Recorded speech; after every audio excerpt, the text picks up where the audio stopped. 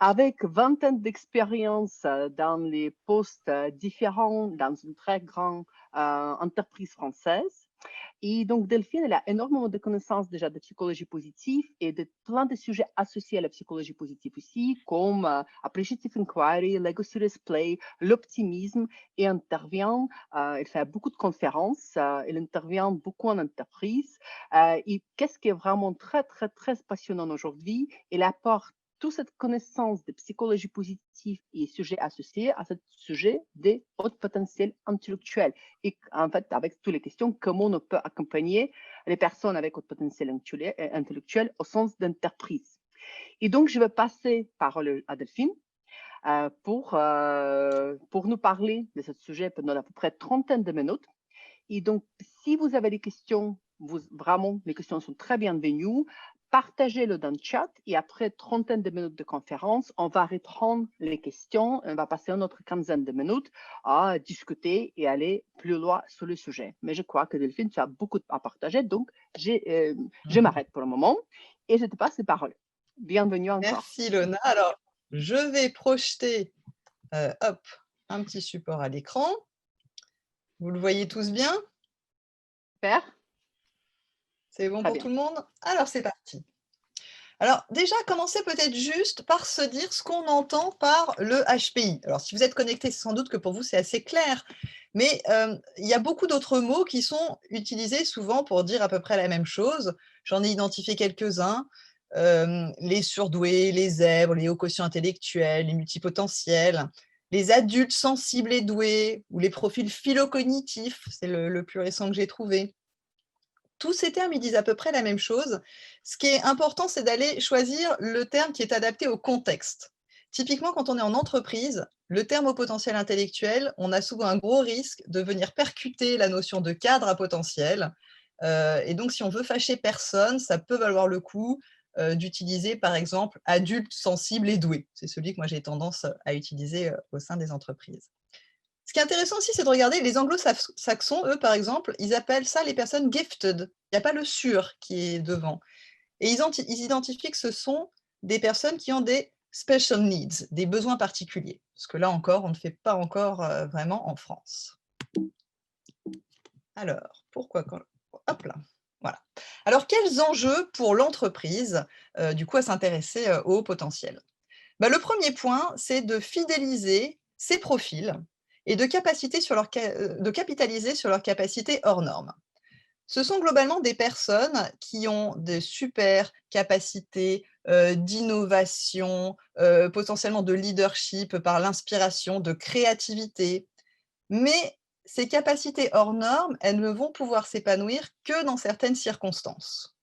Et si l'entreprise ne met pas à disposition, on va dire, ce contexte favorable, eh bien, on ne va pas du tout, tirer le meilleur de ces personnes. Et puis, c'est quand même intéressant de les fidéliser parce que souvent, si elles ne sont pas, soit bien, exploitées au sens, positif, voilà, si on ne leur permet pas de s'épanouir tout simplement, eh bien, elles vont avoir tendance à fuir les entreprises. C'est ce qu'on appelle l'exode des cerveaux. Alors c'est un phénomène qui est bien identifié, pour, ce qui est des personnes, par exemple, qui vont, quitter une entreprise pour se mettre à leur compte. Moi, j'aime bien aussi parler de l'exode des cerveaux qui peut se passer en interne. Typiquement, j'ai échangé avec beaucoup de personnes, hein, sur ce sujet-là concerné et on voit que dans certaines grandes entreprises, bah, il y a des personnes HPI qui sont bien contentes d'avoir la sécurité de l'emploi, d'un côté, mais qui se disent finalement: «Comme mon potentiel, il n'est pas vraiment exploité en interne, bah, je vais faire, le minimum pour pas être embêté en interne et puis je vais aller, utiliser, mon cerveau en gros ailleurs». Et j'ai un exemple qui m'a beaucoup frappé d'un monsieur avec qui je parlais, qui est technicien, hein, qui me disait d'ailleurs: «Moi, je suis sûrement pas HPI, de ce que vous dites là, moi j'ai qu'un BTS en électrotechnique». Donc, on reviendra sur ce genre de commentaires et qui me disait: «Bah, moi, c'est simple, je suis rentré dans l'entreprise et puis, bah, aujourd'hui, je suis technicien, franchement, moi, je serais tout à fait capable de développer un logiciel bien mieux que celui qu'on utilise dans l'entreprise. Mais enfin, vous vous rendez compte, je suis même pas cadre. Si je dis ça, personne m'écoutera. Donc je préfère me taire, faire profil bas. En revanche, je travaille pour plein d'associations, je suis bénévole, je leur développe des logiciels et cetera. Eux, ils sont ravis». Donc ça, c'est vraiment le premier enjeu. Le deuxième enjeu, c'est d'aider les managers et les RH à les gérer, ces profils particuliers. Et pour ça, le premier point, c'est déjà de savoir les identifier, ne serait-ce que parce qu'eux-mêmes n'ont pas toujours conscience d'avoir cette particularité. Il y a les identifier et il y a derrière savoir les aider à gérer, leur carrière. Là encore, j'ai échangé avec une personne comme ça qui me disait: «Bah, moi, un jour, j'avais en face de moi la DRH, elle a regardé mon CV, elle m'a dit: «Oh, alors vous vraiment, vous avez fait vraiment plein de trucs, hein, mais alors, du coup, je suis incapable de vous mettre dans une case, c'est pas ce que j'ai fait, vous». Il se retrouve coincé du fait que justement, il a, bah, plein de capacités, une vraie curiosité intellectuelle. Donc le dernier point, c'est vraiment du coup d'aider, ces personnes à s'épanouir professionnellement. Donc là, ça va être à la fois le rôle, des managers, mais ça va être aussi le rôle des RH, le rôle des coachs, quand ils vont en avoir qui vont venir, consulter. Et puis ce qui est vraiment intéressant, ce que je tiens vraiment à souligner parce que, on se dit parfois: «Bon, les HPI en gros c'est 2 de la population, c'est quand même une sacrée niche, qu'est-ce qu'on va aller en entreprise s'intéresser à 2 de la population?» Bien, ce qu'il faut bien avoir en tête, c'est que, ce qui bénéficie aux HPI, ça bénéficie à tout le monde. Pour 2 raisons. La première, c'est que, ils vont pouvoir apprendre des choses aux autres, dans leur manière un peu différente d'appréhender les choses. Par exemple, aux États-Unis, eh bien, il y a des formations spécifiques en entreprise pour aider les gens à plus utiliser leur cerveau droit, ce que les HPI vont faire, plus naturellement. Donc même sans aller, utiliser le terme HP ou quoi que ce soit, c'est des gens qui, si on sait bien les intégrer, vont pouvoir apprendre aux autres d'autres façons de fonctionner. Et puis surtout, les modes de fonctionnement organisationnels qui conviennent aux personnes HPI, eh ben, conviennent en fait à la grande, grande majorité des gens. Ce sont des personnes qui ont besoin de travailler en autonomie, dans des contextes où on se fait confiance, où on valorise, les compétences plus que le grade et cetera. Et donc, tout ce qu'on pourrait mettre en œuvre, dans les entreprises pour que ça bénéficie aux personnes, HPI, ben, en fait, ça va bénéficier au plus grand nombre. Donc ce serait vraiment dommage de s'en priver. Alors, du coup, un HPI, une fois qu'on s'est dit ça, un haut potentiel intellectuel, est-ce que c'est toujours super performant? Eh ben, c'est pas si simple. C'est pas si simple et c'est pas si simple dès l'école. En fait, les enfants, HPI, alors déjà, ils sont évidemment pas souvent diagnostiqués, mais qu'ils le soient ou pas, globalement, il y en a, alors je vais dire à peu près un tiers, je ne suis pas sûre de la validité du chiffre, donc c'est vraiment un ordre de grandeur. Mais il y a à peu près un tiers, de ces enfants qui vont faire des études brillantes, un tiers qui vont faire des études moyennes et puis un tiers qui vont être quasiment en échec scolaire. Et pour illustrer ça, moi j'aime bien prendre, une métaphore, c'est en gros, bon on a tous, c'est comme si on était tous une trousse avec plein de crayons, dedans, des crayons de couleurs variées, et alors les personnes HPI ont vraiment plein de crayons de couleurs, de plein de couleurs. Elles ont des tailles-crayons, des gommes, des crayons à papier, des stylos. Elles ont une trousse qui est super bien remplie, mais encore faut-il savoir utiliser tout ce matériel. Parce qu'avec une trousse aussi bien remplie, je peux décider d'écrire une lettre, je peux décider de faire un dessin, je peux décider de faire une peinture, je peux décider de créer en noir et blanc, de créer en couleur. Bref, les choix sont multiples. Ils sont plus importants d'ailleurs que si j'avais une trousse plus réduite. Mais si je ne connais pas les gestes, si je ne connais pas les techniques qui vont bien pour utiliser mon matériel, eh bien, je ne vais pas réussir à être performant. Et je pense d'ailleurs que c'est pour ça qu'on emploie le terme de haut potentiel intellectuel. Et après le potentiel, eh bien, tout va dépendre de la manière dont on sait l'utiliser, dont on parvient plus exactement à l'utiliser. Alors, je vais balayer maintenant les principales caractéristiques des personnes HPI et faire le lien à chaque fois avec les enjeux pour la psychologie positive. Donc le premier point, c'est que ce sont des personnes qui ont une intelligence dite différente, euh, avec tout d'abord une grande rapidité. Donc une grande rapidité de réflexion et bien souvent une grande rapidité de production. Ils ont assez souvent ce qu'on appelle des fulgurances, c'est-à-dire d'un seul coup, tout le monde planche sur un problème, eux, ils ont la solution. Ils ne savent pas trop dire pourquoi parce qu'ils ne voient même pas forcément en quoi c'est un problème.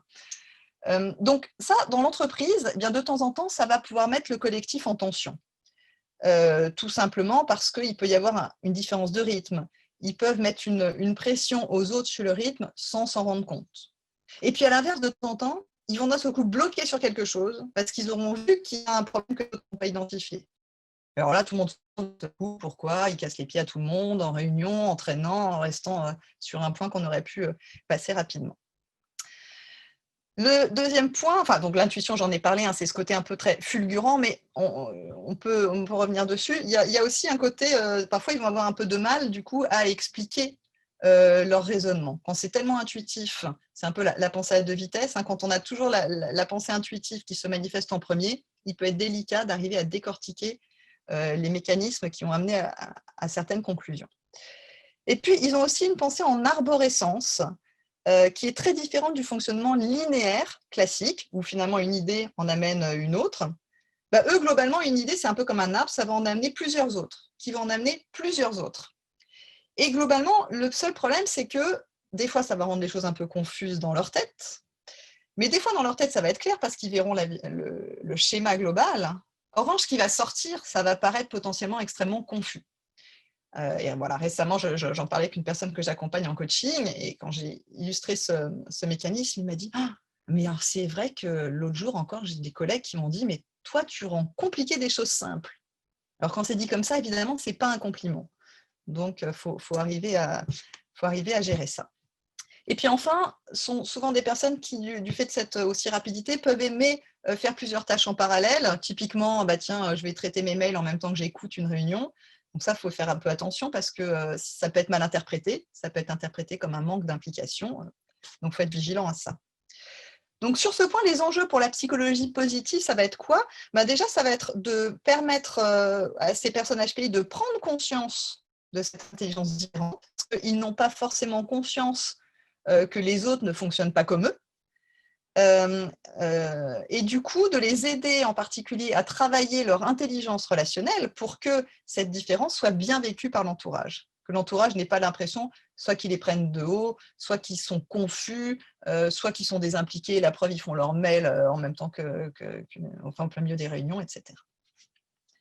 Donc voilà pour ce premier point. La deuxième caractéristique, c'est que ce sont des personnes qui ont une grande sensibilité.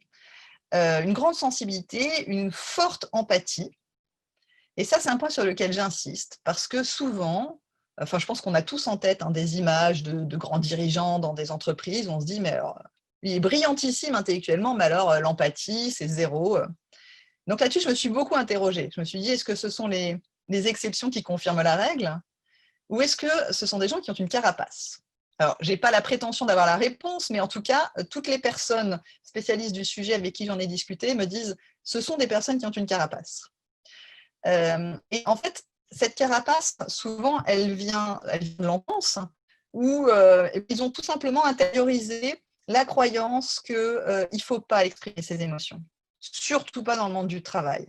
Ça serait si l'entreprise était l'endroit où exprimer ses émotions. Donc, je ne dois pas les exprimer, surtout quand c'est dur, surtout quand je suis triste, je dois tout retenir. Voilà, et parce que je sais que si je les montre, en plus, ces émotions, elles risquent de m'envahir. Donc, il faut prendre en compte le fait que cette empathie est présente. Ils ont aussi souvent alors, attendez, ça me dit que ma connexion internet est instable, c'est toujours bon? Il n'y a pas de souci? Donc ils ont Alors sorte Delphine, on t'entend, mais parfois on t'entend un peu moins bien Ouais, que d'autres moments. ouais, tout à fait. Bon, bah, j'espère que ça ira quand même. Voilà. Ouais, tout à fait. Donc ils ont un vrai rejet aussi de l'injustice, qui peut les amener à prendre la défense des personnes qui sont victimes de cette injustice. Et parfois, ils vont même se mettre vraiment en difficulté pour ça. Ce sont toujours, c'est souvent chez eux qu'on va trouver les lanceurs d'alerte qui vont souvent le payer le prix fort. Et puis voilà, c'est aussi des personnes qui, si elles ne se sentent pas reconnues à un moment donné, peuvent se dire: «Bah, franchement, puisque de toute manière je ne suis pas reconnue, bah, voilà, en gros, je vais poser les valises et puis je vais en faire le moins possible». Et enfin, elles ont tendance à avoir des émotions en montagne russe. Alors ça veut dire quoi? Ça veut dire qu'un jour, elles vont être les rois et les reines du monde. Le lendemain, elles vont avoir l'impression d'être complètement nulles. C'est à tel point qu'il y a certaines personnes HPI qui sont diagnostiquées à tort, comme bipolaires. Et moi, bah, j'ai pareil, l'exemple d'une personne avec qui je discutais, qui était dans un poste, qui se sentait, qui se sentait vraiment bien, et puis d'un seul coup, on lui a fait une remarque sur ses capacités, sur le fait qu'elle ne tenait pas bien son poste, et ça a été mais l'effondrement, parce que d'un seul coup, on se chope le creux de la vague, quoi. Donc là, les enjeux pour la psychologie positive, eh bien, ça va être d'une part de savoir accueillir les émotions, donc accompagner ces personnes pour qu'elles sachent identifier les émotions quand elles sont présentes, les accepter, les nommer, les normaliser aussi, hein, se dire: «Mais c'est normal d'être en colère dans cette situation, c'est normal d'être triste», et d'avoir envie de l'exprimer. Et donc, deuxième enjeu pour la psychologie positive, eh bien, renforcer, le capital psychologique, rassurer, non, vous n'êtes pas bipolaire, vous êtes, voilà, vous êtes sensible, vous avez des émotions qui sont parfois difficiles à gérer, mais vous êtes, là-dessus, il n'y a pas d'anormalité en tout cas. Alors, troisième caractéristique, ça touche au rapport aux autres qui, est souvent assez complexe. Le premier point, on en a déjà parlé, hein, c'est le décalage de rythme. Toute personne, soit petite, soit grande, qui a déjà marché à côté de quelqu'un qui ne fait pas la même taille, voit très bien de quoi il s'agit sur le plan physique. Parce que des fois, on se dit: «Bah, ça doit quand même pas être compliqué, les HPI, ils fonctionnent un peu plus vite, ils doivent quand même pas avoir trop de mal à suivre les autres, on ne va pas les plaindre». Bah, allez dire ça à quelqu'un qui fait 1,95 m et dont la compagne fait 1,60 m, et demandez-lui s'il trouve que c'est de tout repos, de marcher à côté d'elle. Eh bien non, il ne trouve pas que ce soit de tout repos, parce que comme il dit: «Je dois faire un effort conscient pour ralentir mon rythme, pour marcher plus doucement». Bon, eh ben, ça se produit aussi, sur le plan intellectuel. Et du coup, qu'est-ce qui se passe? Eh bien, ces personnes, elles doivent très souvent se suradapter, et elles vont pouvoir se suradapter de 2 manières très différentes. La première, ça va être en tombant dans la surperformance. Si elles ont acquis la conviction que, pour être une bonne personne, elles doivent être performantes parce que depuis qu'elles sont petites, c'est ce qui leur est renvoyé: «Tu es fort, tu es bon, tu y arrives toujours» et cetera. Elles vont tomber dans un excès de zèle, donc ça, le risque derrière, c'est le burn-out. Et puis à l'inverse, si elles ont compris que, par exemple à l'école, pour se faire des amis, il valait mieux être comme tout le monde, ou que finalement, pour vivre heureux, vivons cachés, eh bien, elles vont s'auto-limiter. Et donc, à l'inverse, essayer de travailler plus lentement, de moins produire, et cetera. Et là, on n'est plus dans le burn-out, on arrive de l'autre côté, ça peut être du bore-out ou du brown-out, voire de la dépression. Ce que j'ai envie de souligner là, d'ailleurs, c'est que cette suradaptation, elle est plus marquée, chez les femmes et chez les petites filles. Il y a une très forte surreprésentation, des garçons et hommes dans les personnes qui sont, testées, alors que quand on fait des tests aléatoires, on voit que c'est complètement équiréparti entre les 2 sexes. Sauf que les petites filles se suradaptent beaucoup mieux à l'école, et donc globalement, elles font moins de vagues, donc ça se passe plutôt en moyenne, ça se passe mieux pour elles et puis elles ne sont pas détectées. Les garçons vont plus avoir tendance à avoir une scolarité plus difficile qui parfois les amènera à se faire détecter, voilà. Et c'est pareil à l'âge adulte, il y a beaucoup plus d'hommes qui se déclarent, les femmes étant là-dedans plus dans le déni, et il y a beaucoup de femmes qui ne vont se découvrir HPI qu'à l'occasion du diagnostic d'un de leurs enfants. Et souvent, ce sera quand même vraiment après beaucoup de déni, sur elles-mêmes. Donc toujours sur le rapport aux autres, ce sont des personnes qui ont souvent des difficultés à expliquer leur raisonnement, hein, voire à Oui, communiquer. oui. Ça, j'entends d'autres personnes. Ça, on en a parlé. Hein, il y a le côté pensée en arborescence, fulgurance des raisonnements. Donc, ça peut être compliqué de communiquer. Et alors, pour peu qu'ils aient eu des feedbacks négatifs, comme celui que je vous donnais tout à l'heure, ouais, toi, tu rends compliqué des choses simples, ce que ta pensée est confuse. Donc là, ça peut vraiment les amener à se replier sur elles-mêmes, à se dire, de toute façon, je suis bête, la preuve, quand je m'exprime, les gens ne comprennent pas ce que je raconte. Et elles peuvent même arriver à avoir un syndrome qui est répandu chez les personnes HPI, qui est le syndrome de Cassandre. Vous savez, Cassandre qui avait été dotée du don de voyance, mais c'était une malédiction en fait, parce que personne ne la croyait. Donc, elle voyait tout ce qui allait arriver, en particulier tout ce qui allait arriver de négatif, elle voulait alerter les autres et elle n'était pas écoutée. Et ça, il y a beaucoup de HPI qui se signalent rencontrer ce genre de situation en entreprise, qui disent voilà, moi j'ai vu qu'il fallait faire ça pour éviter tel risque, personne ne m'a écouté, 1 an plus tard, on se rend compte que j'avais raison, sauf que personne ne se souvient que je l'avais dit. Enfin voilà. Donc, ce n'est pas toujours évident. Et puis, elles ont aussi souvent besoin, ces personnes, de convaincre, déjà de justifier leurs pensées. Et alors ça crée quelque chose de pas toujours facile, c'est que ça donne souvent l'impression qu'elles n'ont jamais tort, qu'elles pensent qu'elles ont raison. Alors que ce n'est pas du tout le cas, c'est juste qu'elles expliquent leurs pensées pour montrer pourquoi elles sont arrivées à ce raisonnement et qu'après, elles peuvent reconnaître leur tort, écouter la pensée des autres, etc.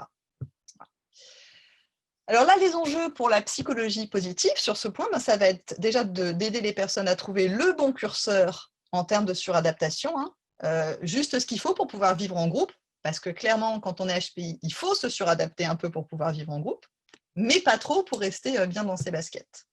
Et puis le deuxième enjeu, ça va être vraiment d'améliorer tout ce qui est communication interpersonnelle et également le lâcher-prise. Arrêter de toujours vouloir convaincre les autres, vouloir montrer aux autres qu'ils font ou qu'ils prennent conscience que, etc. Ce qui est très délétère. Une autre caractéristique, c'est le rapport à soi-même, qui est très particulier. Donc, les personnes HPI ont une forte propension à l'introspection et à la remise en question. Alors, même si ça peut être masqué par cette forte propension aussi à justifier leurs pensées, elles prennent très bien en compte les feedbacks, qu'ils soient positifs ou négatifs. Donc, ça les aide à s'améliorer, mais ça peut aussi les mener au burn-out ou à la dépression. Je vous citais tout à l'heure un cas d'une personne qui faisait vraiment très bien son poste. On lui a reproché à un moment donné de ne pas être au niveau.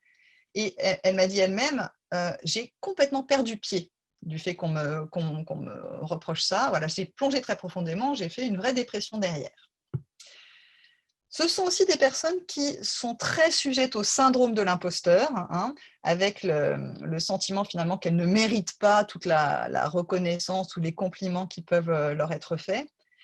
Et ce n'est pas illogique, parce que comme elles ne réalisent pas toujours qu'elles fonctionnent plus vite et qu'elles peuvent aller plus loin que les personnes plus, entre guillemets, normales sur ce plan-là, qu'elles ne comprennent pas pourquoi leur travail est impressionnant quand on le regarde de l'extérieur. Donc elles se disent toujours, c'est que les gens ne réalisent pas, ils se trompent, ils ne réalisent pas qu'en fait ce que j'ai fait c'était simple. Du coup, c'est lié au fait qu'elles ont souvent très peur de l'échec. Et cette peur de l'échec, ça va les amener à tomber parfois dans le surcontrôle. Donc, surtout si la personne a été, enfin, si elle s'est mise dans la tête qu'il fallait vraiment qu'elle réussisse pour être reconnue et pour être aimée. Donc, ça peut faire, du coup, quand elles-mêmes sont manageuses, ces personnes, ça peut ne pas être évident à gérer pour les personnes qu'elles encadrent. Et donc, tout ça, en fait, c'est lié souvent à un déficit d'estime de soi. Avec un petit côté paradoxal, hein, c'est que quand on parle de la douance, souvent il y a des gens qui disent oui, oh là là, moi je ne veux pas aller là-dedans parce que ça c'est un coup à devenir prétentieux, et puis après les gens ils vont s'y croire, ils vont se dire qu'ils sont plus intelligents que les autres. Bon, alors je ne vous dis pas qu'il n'y a pas des HPI prétentieux, parce que de toute façon il y a des prétentieux dans toutes les strates de la population, mais globalement, ils ont plutôt tendance à l'être moins que les autres, à avoir plutôt un déficit d'estime de soi. Donc ça, c'est vraiment un point important. Il ne faut pas aller se dire, comme ils le sont, ils doivent être un peu prétentieux. Vraiment pas du tout. Donc là, les enjeux pour la psychologie positive, ça va être d'accompagner l'introspection dans une direction constructive. Autrement dit, je l'utilise pour m'améliorer et prendre conscience de mes forces, mais sûrement pas pour me dévaloriser en regardant tout le temps ce que j'ai pas bien fait. Ça va être également de développer la résilience, surtout quand ils ont affronté des échecs assez forts, à commencer par les échecs scolaires, mais ça peut aussi être des ruptures de carrière, ça peut être des divorces. Il y a par exemple beaucoup de femmes qui n'osent pas rentrer dans cette démarche autour de la douance parce qu'il y a des témoignages qui disent « mais moi, quand j'ai annoncé que j'étais HPI, peu de temps après, mon mari m'a quittée ». Bon, c'est un cas un peu extrême que je vous amène là, mais c'est voilà, pour se rendre compte qu'il y a vraiment besoin parfois de développer la résilience tout au long du chemin. Et donc, le dernier point qui va avec, pour la psychologie positive, c'est d'arriver à renforcer l'estime de soi, et ça passe beaucoup par le fait de lutter contre le syndrome de l'imposteur. Alors, si je vous donne maintenant, pour finir, 3 exemples concrets d'apport de la psychologie positive sur ce point-là. Donc, le premier, ça va être, par exemple, comment est-ce qu'on va gérer ce fameux syndrome de l'imposteur ? Pour les managers, il y a un truc très simple. Déjà, c'est de formuler régulièrement des feedbacks positifs. et de les illustrer pour montrer que ce n'est pas juste parce qu'on se trompe qu'on s'illusionne, d'aller dire voilà ce que tu as fait de super parce qu'il s'est passé telle ou telle chose. Et ne surtout pas croire que ces personnes, comme elles savent qu'elles sont bonnes, elles savent qu'elles sont rapides, etc., bon, elles n'ont pas besoin de feedback positif. La preuve, c'est quand je fais un feedback négatif, elle le prend bien en compte et elle progresse, etc. Donc, je vais surtout me concentrer là-dessus. Donc, vraiment, grave erreur, les managers, surtout, envoyer beaucoup de positifs. Alors, quand je vous disais que ce qui est valable pour les HPI, c'est valable pour tout le monde, hein, je pense que ça, c'est un bon exemple. Évidemment, les feedbacks positifs, ça marche avec tout le monde. Pour les accompagnants, l'enjeu sur ce point-là, ça va plutôt être d'aider les personnes à apprendre à les accueillir, ces feedbacks positifs, sans chercher à les rationaliser. Là-dessus, moi, j'ai un exemple tout simple. Il y a beaucoup de personnes qui disent « moi, je ne suis pas créative ». La preuve, c'est que je n'ai jamais rien inventé de complètement nouveau. Mais alors, je ne comprends pas, les gens me disent que je suis créative, mais en même temps, moi, je me suis inspirée de ça, puis j'ai juste fait un bloubi-boulga qui mélangeait tout ça, et tout le monde a l'air de trouver que c'est super. Bon, et bien, en fait, oui, c'est ça, être créatif. Mais quand une personne HPI va avoir tendance à penser qu'être créatif, c'est être Einstein, c'est-à-dire passer de la théorie classique à la théorie de la relativité. Là, pour le coup, c'est nouveau. Donc, c'est les aider à prendre conscience que les feedbacks positifs, là, ils sont mérités. Et qu'évidemment, personne, dans l'exemple que je vous donne, personne n'invente quelque chose en partant de rien. Tout n'est qu'adaptation. Et là, du coup, ce qui peut être vraiment aidant, c'est de remplacer les croyances limitantes par des croyances aidantes. Donc, par exemple, le syndrome de l'imposteur, qui est un jour, tout le monde se rendra compte que mon travail n'est finalement pas si bon que ça. Eh bien, on va le remplacer par il est normal finalement que la rapidité avec laquelle je produis mes livrables impressionne parfois mes collègues. Voilà, c'est comme ça, il faut l'accepter. Deuxième exemple d'apport concret, le développement de la résilience. Là, je vais vous raconter une petite anecdote véridique. C'est raconté par Thomas Edison. Enfin, c'était raconté par Thomas Edison. Thomas Edison, quand il était enfant, il est rentré chez lui avec une lettre que l'école lui avait donnée pour sa maman. Sa maman a pris la lettre et Thomas Edison, il dit « J'ai vu ma mère la lire, elle a les yeux qui se sont embués de larmes. » Et je lui ai dit « Mais ça dit quoi ?» Et elle m'a dit « Ça dit Madame Edison, votre fils est un génie, vraiment son niveau est bien trop élevé pour cette école, on ne sait pas quoi lui enseigner, donc franchement, gardez-le à la maison, essayez de lui enseigner vous-même, ce sera mieux pour lui. » Et à la mort de sa mère, Thomas Edison raconte qu'en rangeant ses affaires, il est retombé sur cette lettre. Et en fait, la lettre disait « Madame Edison, votre fils est un idiot, il est bien incapable de suivre l'école, débrouillez-vous avec. » Et Thomas Edison dit de lui-même, alors pour le coup, sans fausse modestie, voilà, Thomas Edison était un idiot qui, grâce à l'amour d'une mère, est devenu un des plus grands génies de son époque. Et c'est ça la résilience. Pourquoi je vous parle de la résilience? Parce que tout le monde n'a pas la chance, entre guillemets, d'avoir la mère de Thomas Edison. Et donc, il y a des tas d'esprits brillants qui ont, depuis l'enfance, reçu vraiment des gros coups. Et c'est très important de leur apprendre à identifier toutes les réussites qu'ils peuvent avoir, tout ce qu'ils ont réussi qui n'a pas toujours été identifié comme tel. Et là, typiquement, on pourra travailler avec des approches du type Appreciative Inquiry, qui consiste, que ce soit en individuel ou en collectif, parce que là encore, c'est super pour tout le monde, eh bien, à aller se pencher sur les réussites du passé pour capitaliser sur ses forces et pour construire des réussites futures. Et puis, le dernier exemple concret, ce serait autour de tout ce qui touche au burn-out et au bore-out. Donc là, un super outil, ça va être les forces, aller travailler sur les forces, et les forces au sens de la psychologie positive, c'est-à-dire ces choses qu'on fait tous naturellement, avec plaisir, et que quand on utilise une force, ça nous redonne de l'énergie. Et en les distinguant bien des compétences, qui sont ces choses que l'on sait faire, mais bon, ce qui nous demande quand même un petit peu d'énergie. Les personnes HPI ont tendance à avoir pas mal de forces et de compétences, parce que les compétences, comme elles apprennent facilement, elles peuvent en acquérir peut-être un petit peu plus que la moyenne dans certains domaines. Et vu de l'extérieur, c'est très difficile de faire la différence. Et elles vont avoir beaucoup de mal à refuser une mission Si on leur dit non, mais là, il faut que quelqu'un le fasse, quoi. Et si elles se disent bah, moi, je sais faire, bah, du coup, je vais le faire.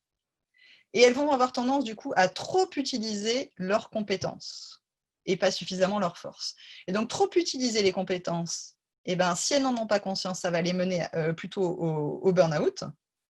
Et à l'inverse, ne pas utiliser suffisamment leurs forces parce qu'elles sont, par exemple, dans un travail où il y a plus besoin de leurs compétences que de leurs forces naturelles, eh bien, ça va pouvoir les mener au contraire au bore-out parce qu'elles ne vont pas assez utiliser ces forces. Et on est, là, pour le coup, on est tous fait pareil. Si on ne les utilise pas, il y a un moment donné où ça nous manque trop. Et dans tous les cas, psychologiquement, on n'évolue pas très bien. Voilà. Et il faut savoir que les personnes HPI, il y a des études qui montrent qu'elles ont quand même une plus forte propension que la moyenne à développer des risques psychosociaux. Donc, arriver à vraiment travailler sur ces forces et les identifier et les prendre en compte dans la gestion de carrière. Ça, c'est ce qui va être intéressant pour les managers, vraiment pour faire la part des choses et voir comment, on peut parfois proposer des déroulements de carrière qui, du coup, ne sont pas classiques à ces personnes. Non pas dans le sens où elles vont toutes être des cadres à haut potentiel qui finiront dirigeants, pas du tout, mais dans le sens où elles seront peut-être plus épanouies sur certains types de postes sur lesquels on n'aurait pas forcément pensé à les envoyer. Et j'ai échangé récemment avec une DRH qui, après que je lui ai présenté un dossier similaire, me disait en fait, je réalise que dans ma carrière, je suis passée à côté de certaines personnes. Typiquement des gens qui chez nous arrivaient de la R&D, on nous disait c'est des très bons, il faut les tester sur des fonctions différentes, on les envoyait en fonction centrale dans des trucs de finance. Et puis, on avait des retours des managers 6 mois après qui disaient « Mais comment vous avez pu m'envoyer une buse pareille ?» Voilà, elle disait « Et là, je prends conscience aujourd'hui de ce qu'on est passé à côté de ces personnes. On a mis dans des situations qui ne leur convenaient tout simplement pas du tout. » Donc, en conclusion, comment la psychologie positive va pouvoir aider à accompagner les personnes HPI? Au niveau de l'individu, ça va être en les aidant à prendre conscience de leur spécificité, d'une part, et de leurs besoins, des besoins qui vont avec, et donc les accompagner pour qu'elles arrivent à s'épanouir tant sur le plan professionnel que personnel. Et au niveau de l'entreprise, eh bien, ça va être de réussir à prendre en compte le fait qu'on a vraiment là un facteur de performance, en particulier dans l'entreprise de demain, où on a de plus en plus besoin d'être agile, innovant, créatif. Et l'enjeu est vraiment du coup je me dis, informer, voire former tous les accompagnants, que ce soit les managers, les RH, les gestionnaires de carrière, les coachs, la médecine du travail même, qui parfois se retrouvent face à des personnes comme ça et ne savent pas forcément quoi en faire, pour arriver au final à ce que tout le monde y soit gagnant, l'individu comme l'entreprise.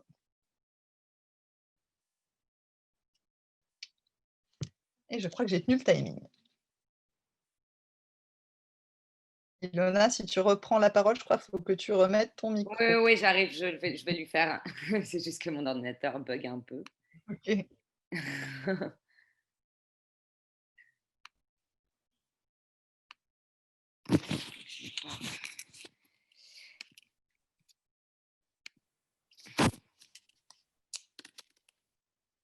Alors, je te demanderai Alors, s'il y a des questions en attendant, mais je pense que tous les micros sont plus ou moins coupés, donc je ne suis pas sûre que je vais avoir beaucoup de réponses. non, mais alors tu peux regarder la conversation et commencer déjà le temps qu'on Voilà. réussisse Je à. crois qu'il faut que j'arrête le partage pour pouvoir regarder la conversation, donc j'arrête le partage. OK. Voilà. C'est bon, Parce que OK. Bonjour. Mon ordinateur, il a décidé un petit peu à s'endormir, donc j'arrivais pas à même, trouver mon son. Merci beaucoup, Delphine, c'était vraiment génial et je pense très, très pertinent, clair. Clairement, ça vient de beaucoup d'expérience de ta part. Donc, j'ai quelques questions que j'ai observées aussi dans les fiches de conversation. Je ne sais pas si tu veux un petit peu peut-être aller plus loin. Il y a beaucoup de questions autour des tests de diagnostic. Il y a aussi quelques réponses qui ont été posées. Et on peut un petit peu. J'en vois une. Vas-y, J'en vois vas-y. une qui me saute aux yeux parce je l'ai à l'écran Ouais, et parce que j'ai évidemment été confrontée à ce cas. Quand dans l'entreprise, nous imaginons que nous avons affaire à un profil HPI qui n'en a pas conscience, que faire? Ça, c'est une question pour tout le monde, les managers, c'est les ça. coachs, les Absolument. collègues. Alors, il y a plusieurs choses. Moi, je peux vous dire, en coaching, typiquement, je n'arrive pas avec mes gros sabots à dire ah bah tiens, mais franchement, je pense que tu es HPI, regarde, lis tel ou tel bouquin. Je lance des perches. Typiquement, ah tiens, tu as déjà remarqué que tu avais un mode de pensée qui est très en arborescence? Et alors, je vois comment la personne réagit. Voir, quand vraiment il y a des choses qui peuvent être un peu frappantes, sur la rapidité, je dis: «Est-ce que tu as déjà entendu parler de, la notion de douance? Est-ce que tu connais?» Donc là, des fois, les gens, j'ai eu une fois une réponse de quelqu'un qui me dit: «Ah oui, oui, je connais pour un de mes enfants, oui, j'ai un enfant comme ça». Bon, donc on peut l'amener progressivement. Je pense que ce qui est intéressant là-dessus, c'est de tendre des perches et surtout pas trop d'un coup, parce qu'il y a des personnes qui peuvent se braquer.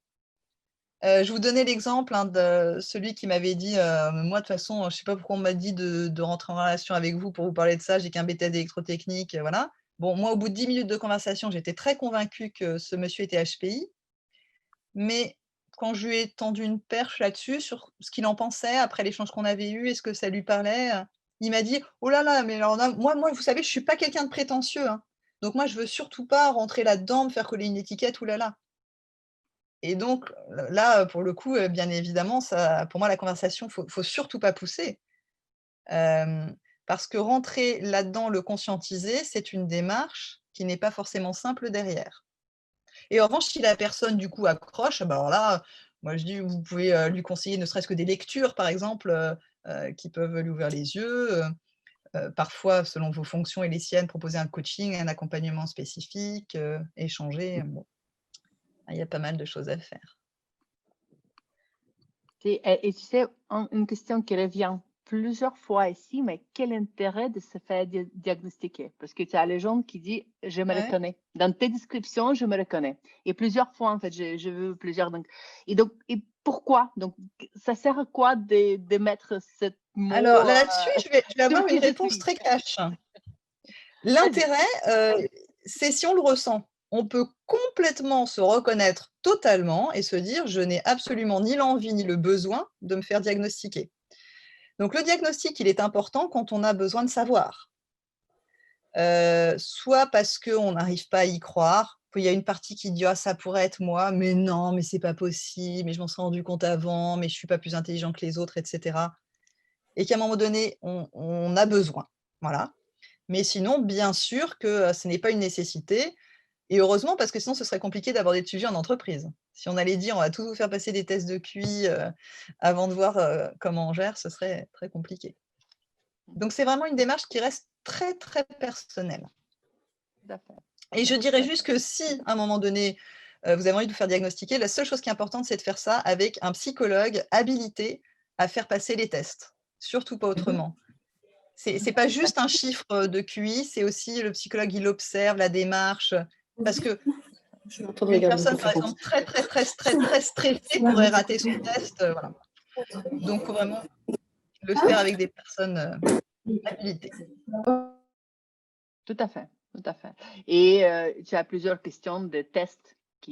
Quel test en fait à utiliser? Et normalement, j'ai commencé à répondre, c'est WISE, WISE 4 Ouais. ou Bachelor Scale, mais il y a aussi plusieurs autres tests Voilà, la version WISC pour les enfants, mais dans tous les cas, en tout Oui, cas pas les tests sur internet. pas les tests sur Internet, c'est super Voilà. important. Même pas essayer parce qu'il y a beaucoup, beaucoup de tests. C'est presque beaucoup pire de le prendre que ne pas prendre. Donc, ça, c'est très important aussi. Ouais, tout à fait. Et une autre question qui revient plusieurs fois, c'est hypersensibilité et comment le gérer. Et si tu veux un petit peu approfondir peut-être cette Alors question. j'ai pas bien entendu la question. À tour de J'ai hypersensibilité, à tour Oui, de sensibilité émotionnelle. alors l'hypersensibilité, là-dessus, je précise juste une petite chose, c'est que alors les HPI, c'est 2 de la population, les hypersensibles, c'est 20. Oh, Donc l'hypersensibilité, c'est beaucoup plus répandu, et je trouve que c'est important d'en avoir conscience parce que j'ai vu parfois de la confusion, de gens qui disaient: «Ah oui, moi, je suis HPI, ça se voit, je suis hypersensible». Donc faut pas confondre, les 2. Heu, alors la théorie dit en tout cas que tous les HPI sont hypersensibles. Dans l'autre sens, ça marche. ouais. Donc donc je sais pas du coup quel est le besoin de précision là-dessus. Comment le ça peut être de gérer? la Comment le gérer? Peut-être de ta propre expérience aussi un petit peu. Comment ouais. ouais, comment le gérer? Alors là-dessus, alors C'est là encore, c'est je n'ai pas de compliqué bien sûr, réponse. évidemment, tu vas pas répondre en Ouais. 2 phrases donc comme ça. J'ai pas de réponse miracle, mais je pense que la première chose, c'est vraiment de l'accepter et de se dire, que ça peut être une force. Et parfois, on n'apprécie pas le fait d'être hypersensible parce qu'on nous a beaucoup renvoyé, «Toi, tu es trop sensible», ou parce que, bah, il y a des moments où on le gère mal. C'est sûr, si on se met à pleurer au milieu d'un codir, c'est pas génial en entreprise, c'est enfin, en tout cas, on projette que c'est pas ça qui est attendu. Et pourtant, se dire à un moment donné: «Ben, de toute manière, je suis comme ça, donc je vais commencer par l'accepter, par ne pas m'auto-flageller quand je me sens un peu débordée par mes émotions et ensuite je verrai, bah, comment je peux les gérer au mieux et de manière constructive». Ça va être pas mal, voire en verbalisant. Franchement, quelqu'un qui dit en entreprise: «Écoutez, là, je suis désolé, mais je ressens une très forte émotion». Ça me je sens que j'ai même les larmes qui montent aux yeux, donc c'est OK pour moi, hein, vous inquiétez pas, je reste capable de fonctionner dans ma tête, mais voilà, l'émotion, elle est présente. Ça peut passer, quoi. Tout à fait. Merci. Et je vois plein d'autres questions qui arrivent, plein de réflexions. Et je sais on arrive pitié à pitié à la fin de ce webinaire aussi. Donc, et oui, je vois une question. Oui, ça existe des tests pour hypersensibilité aussi. En anglais, c'est Highly Sensitive Person Scale. Donc, en français, je pense qu'elle est traduite aussi. Juste pour préciser avant la fin qu'on va continuer à explorer cette question des HPI, intégration HPI en entreprise avec la psychologie positive, accompagnement. On va continuer à explorer, bien sûr, par les interventions entreprises. Donc, ça, c'est quelque chose, si ça vous intéresse, on peut aller plus loin. On est aussi en train d'explorer la formation basée sur la psychologie positive et HPI, et donc comment accompagner ces personnes avec la psychologie positive. Donc, ça, c'est quelque chose, si ça vous intéresse, on va aller plus loin aussi. Donc, je ne sais pas si peut-être Delphine, tu veux terminer avec quelque chose, peut-être un message. Je pense que tu as vraiment très, très bien souligné toutes les contributions en psychologie positive, comme les forces, intelligence émotionnelle, résilience. On peut aller peut-être aussi plus loin autour de ça. Je Oui, pense que bah, il y pour a moi, voilà, c'est là, j'ai état d'esprit flexible, c'est absolument indispensable pour comprendre les fonctionnements des HPI. Je pense que c'est très, très important. Travail avec le perfectionnisme autour des tendances de cette maximisation qui existe chez HPI. Donc, OK, je parle. Est-ce qu'il y a peut-être quelque chose, un message pour toi aussi, un autre message clé à passer avant qu'on termine? bah, pour moi, le message à passer, c'est que c'est vraiment, c'est pas autant un sujet de niche qu'on peut parfois le croire parce que, heu, donc comme je disais d'abord, ce qui leur convient à beaucoup d'autres gens, mais c'est surtout, même si on se dit les HPI, c'est 2 de la population, si on s'intéresse aux personnes qui en ont dans leurs enfants, qui en ont dans leurs équipes, qui en ont dans leur famille, qui en ont dans leurs amis, dans leurs conjoints, on va facilement, toucher pas loin de la moitié de la population, en fait. Et pour le coup, c'est un sujet sur lequel en France, on n'est pas en avance, je vais dire ça de manière Non. positive. Bah, je pense qu'il y a beaucoup de choses qui sont sur le point de se passer sur ce sujet-là, qui vont se passer pendant les années qui viennent et en particulier, en entreprise. Les entreprises qui ne s'intéressent pas dès maintenant à ce sujet, pourraient dans quelques années se retrouver, un petit peu en retard, là-dessus. Voilà, donc je pense que c'est vraiment, le bon moment pour commencer à aller creuser ce sujet. Donc, merci pour d'être une des premiers de le creuser vraiment, je pense, une des premiers en France. Et je pense que vraiment un premier en France qui met HPI et la psychologie positive ensemble, Ça oui, une des premières. Mais je pense que vraiment le premier. sur les Donc, HPI, il y en a bien d'autres qui ont commencé avant moi et HPI, il y qui a ont fait beaucoup plus plein, de mais vraiment, choses, exactement, mais là, mais voilà. HPI et la psychologie positive, c'est une approche très originale et je commence à voir encore plein d'autres possibilités, plein de sujets, comment ils vont être comment on peut l'aborder autrement. Et juste pour finir peut-être avec une petite histoire, j'ai récemment, et ça m'a fait penser de toi, j'ai récemment animé un séminaire à l'École centrale avec les étudiants et en fait, je le fais travailler par hasard, presque par hasard, c'est un séminaire sur le leadership positif et je le fais travailler par hasard sur les thématiques, comment tous ces outils-là qu'on est en train d'aborder peuvent vous aider à construire un appli, par exemple, pour accompagner les personnes HPI, les étudiants HPI à grande école, par exemple. Et donc, je le fais travailler sur un sujet, plusieurs sujets, un sujet comme ça.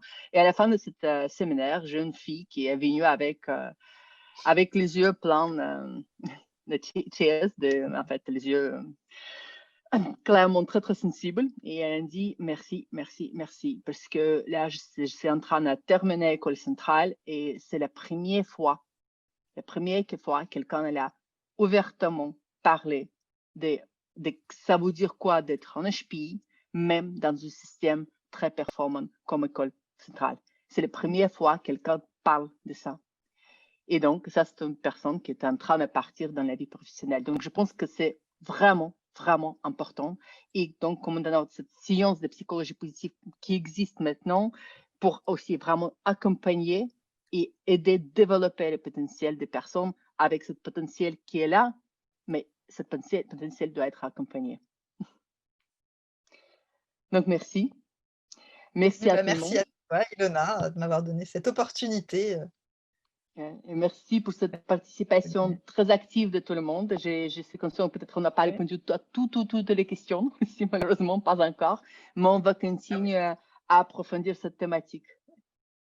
Et merci à tous. Je vois plein de petits commentaires sympathiques dans le chat, donc merci beaucoup. C'est ce qui me donne envie de continuer sur ce sujet. Donc, merci à tout le monde, merci à toi et donc bonne journée à tous et on va être en contact pour aller un petit peu plus loin autour de cette thématique aussi. Donc, c'est plus à venir dans le futur. Donc, au revoir tout le monde. On va essayer de récupérer aussi tout ce chat et regarde, presque tout le monde qui ont été avec nous, tout le monde sont restés jusqu'à bout. Donc, je pense que ça donne une bonne indication que c'est un sujet qui passionne plein de personnes. Donc, Merci je vous laisse à tous. je vous laisse